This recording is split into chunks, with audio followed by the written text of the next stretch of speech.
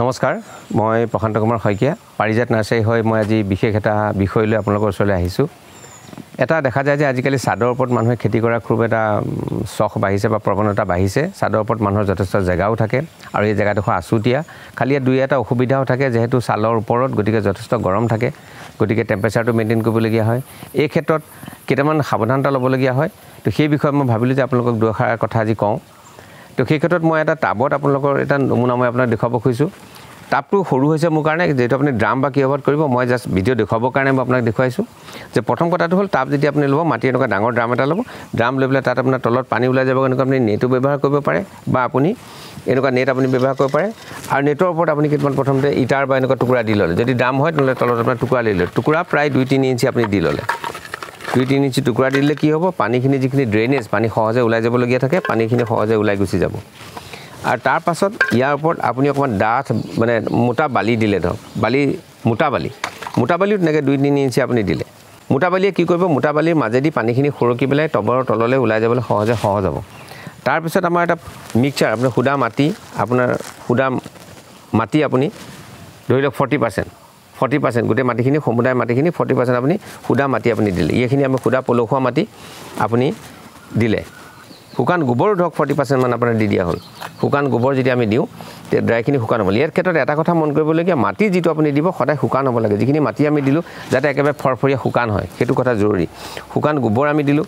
আৰু এই ক্ষেত্ৰত এটা কথা আপোনালোকৰ সুবিধাৰ কাৰণে আমি কৰি থৈছোঁ বা বহুত নাৰ্চাৰীত আপুনি পাব যে ছইল মিক্সাৰ আপুনি এনেকুৱা পাব ছইল মিক্সাৰ যদি আপুনি দিয়ে তাৰ লগত পাৰলাইট থাকিব ভাৰ্মি কম্পোজো থাকিব কোকোপিটো থাকিব পাৰলাইটো থাকিব সেই মিক্সাৰখিনি আপুনি দিব পাৰে বা আপুনি যদি অনুভৱ কৰে যে নহয় মই নিজববীয়াকৈ বনাই লওঁ তেনেকৈ আপুনি এনেকৈ আপুনি বনাই ল'ব পাৰে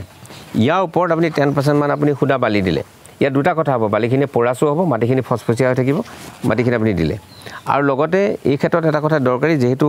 আপোনাৰ পাচলি বা বেলেগ খেতিৰ কাৰণেও ওপৰত আমি ৰুফটপত আমি কামখিনি কৰোঁ গতিকে নিমখলি আমি 1 মুঠিমান তাত আমি দিলোঁ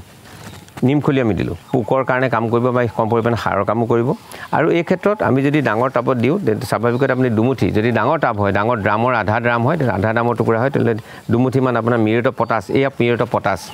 পটাছ আপুনি মাৰ্কেটত মিউৰেট অফ পটাছ বুলি আপুনি পাব আৰু লগে লগে ডাইএমোনিয়াম ফছফেট নাইট্ৰজেন আৰু লগে লগে ফছফেটৰ কামো কৰিব ডাইএমোনিয়াম ফছফেট মই দিছোঁ ইয়াৰ আপুনি 1 মুঠিমান দিব পাৰে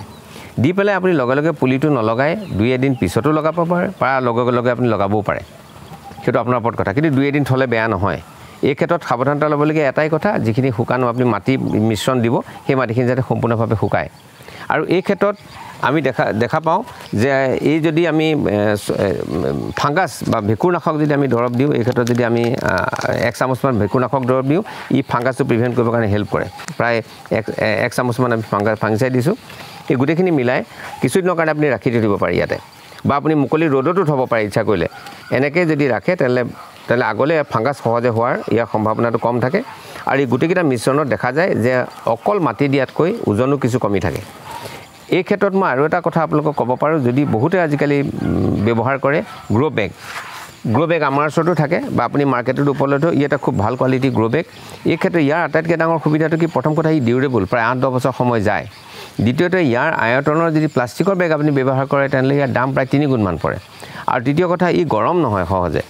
আটাইতকৈ ভাল কথা পানীটো সহজে ওলাই গুচি যায় আৰু কালাৰবোৰ চকুত লগা আৰু হেণ্ডেলডাল খুব হেণ্ডি ধৰিবৰ কাৰণে বৰ সুবিধা তো গ্ৰ' বেগো আজিকালি বহুতে ব্যৱহাৰ কৰে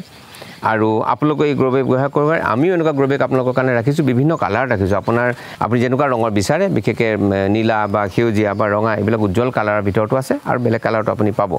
আৰু ইয়াৰ ল' কোৱালিটিও পায় কিন্তু এইটো যথেষ্ট ভাল কোৱালিটিৰ প্ৰডাক্ট এইটো এটা খুব দৰকাৰী বস্তু ইউজফুল বস্তু আপোনালোকে মাৰ্কেটত আহিছে আপোনালোকে ল'ব পাৰে আৰু ই কেৰিং কৰিবৰ কাৰণে বৰ ধুনীয়া মানে এঠাইৰ পৰা এঠাইলৈ নিবলৈ বৰ ধুনীয়া চকুত লগা আৰু এটা বস্তু আপোনালোকক প্ৰমোট কৰোঁ যে এটা আপোনালোকৰ কাৰণে সহজ যে আপোনাৰ ভেজিটেবল মাৰ্কেটত চব্জি ফ্ৰুটছৰ মাৰ্কেটত আপুনি দেখিব এনেকুৱা এটা প্লাষ্টিকৰ আপুনি বাস্কেট পায় এই বাস্কেটবিলাকৰ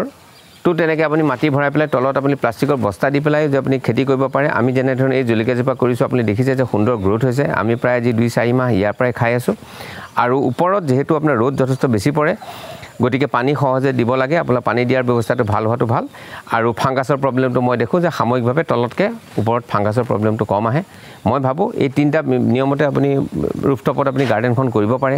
এক হৈ গ'ল আপোনাৰ পটত কৰিব পাৰিলে দ্বিতীয় আপুনি গ্ৰ' বেগত কৰিব পাৰিলে তাৰ তৃতীয়তে আপুনি এনেকুৱা বাস্কেটো আপোনালোকে কৰিব পাৰে মই ভাবোঁ যে এনেধৰণে কৰি আপোনালোকৰ যিখিনি